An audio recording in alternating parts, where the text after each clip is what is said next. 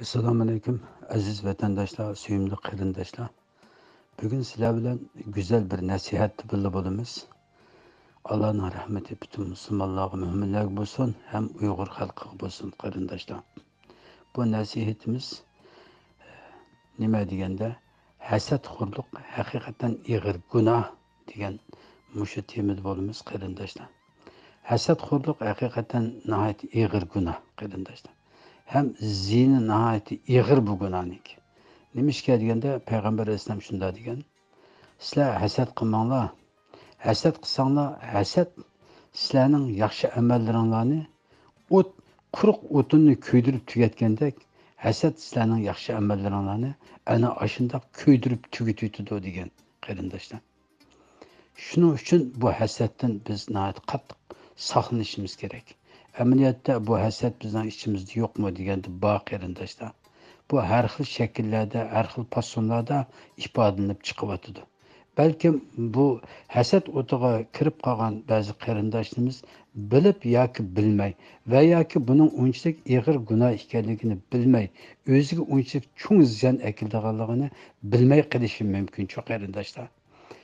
Şunun için biz mümin, biz Müslüman bo'lgandan keyin bir-birimizga nasihat qilish, bir-birimizni yetaklash har birimizning burchi qarindoshlar.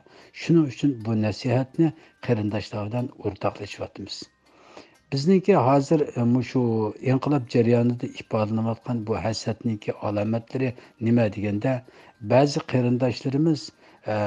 qarindoshlarimiz boshqa inqilobchilarni, boshqa tashkilotlarni turli yo'sinlarda haqoratlab, ularning xizmatlarini cho'ktirib, ularning natijalarini sustlashtirib, ularni g'uvalashtirib berayotgan mundaq ahvollarni biz uchirtib turyapmiz qarindoshlar. Endi insonlarda xatolik bo'lmaydi emas, bo'ladi qarindoshlar. Ammo islomning axloqida xatolikni dang'ritib, eshak hang'ritib degandek, uni butun odamga yeyib, uning chavusini chitqa yeyib yurish bu islomning axloqi emas. Agar shu odamlarda, shu tashkilotlarda xatolik bo'lsa, qarindoshlar, uni ayrim so'rinlarda, ayrim yo'l bilan shularga uqtirsak, bo'ladi qarindoshlar.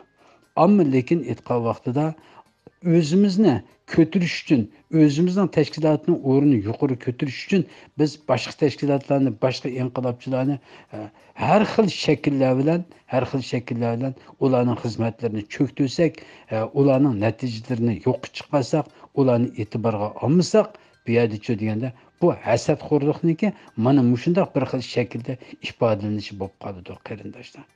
Çünkü bizden her bir tınıqlarımızdan, her bir ağız sözümüzden hesap aladigan Allah bu meseleni Peygamber Aleyhisselam'ın ağzı bilen Allah açın oturup koyup oldu qarindoshlar. Nima? Hasad o'tga o'xshaydi. U quruq o'tinni kuydirib tugatgandek, sizlarning qilayotgan amallaringlarni kuydirib tugatadi degan qarindoshlar. Şunun için biz söyümlü qarindoshlarımızga kuyunib ushbu nasihatni o'rtoqlashyapmiz. Çünkü nimishga qilgan amallarimizni bekor qilib yetib qolmaydi. Mushu kichkina bir dunyoning manfaati uchun, mushu kichkina bir qisqagina bir hayotning manfaati uchun biz kelgusidagi mangulik o'lmaydigan, mangulik hayotimizni nobud qilib o'tmaydi, mangulik baxtimizni qochirib qo'ymaydi deb ushbu nasihatni qilyapmiz qarindoshlar.